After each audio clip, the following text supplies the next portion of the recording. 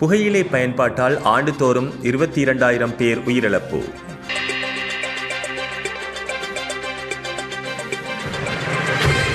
இலங்கையில் புகையிலை மற்றும் சிகரெட் பயன்பாடு காரணமாக ஆண்டுதோறும் சுமார் 22,000 மரணங்கள் பதிவாவதாக மதுசாரம் மற்றும் போதைப்பொருள் தகவல் நிலையம் தெரிவித்துள்ளது. இலங்கையில் நிகழும் மரணங்களில் 83% தொற்றா நோய்களினால் ஏற்படுகின்றன.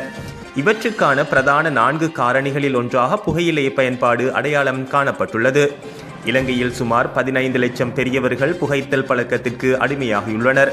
உலகில் ஒவ்வொரு 6 வினாடிகளுக்கும் ஒரு மரணம் புகையிலை பயன்பாட்டினால் ஏற்படுவதாக புகையிலை மற்றும் மதுசாரம் மீதான தேசிய அதிகார சபையின் தலைவர் வைத்தியர் ஆனந்த ரத்நாயக்க குறிப்பிட்டுள்ளார். கொழும்பில் நடைபெற்ற இலங்கையின் புகையிலை கட்டுப்பாட்டு முயற்சிகளில் புகையிலை தொழில்துறையின் தலையீடுகள் என்ற தலைப்பிலான ஊடகவியலாளர் சந்திப்பிலே அவர் இதனை தெரிவித்துள்ளார். மேலும் இந்த ஊடக சந்திப்பில் கருத்து வெளியிட்ட வைத்தியர் சஜீவ ரணவீர 2021 ஆண்டிற்கு பின்னர் சிகரெட்டுகள் மீதான விதிக்கப்படும் வரிகளில் வீழ்ச்சி ஏற்பட்டுள்ளதாக சுட்டிக்காட்டியுள்ளார்.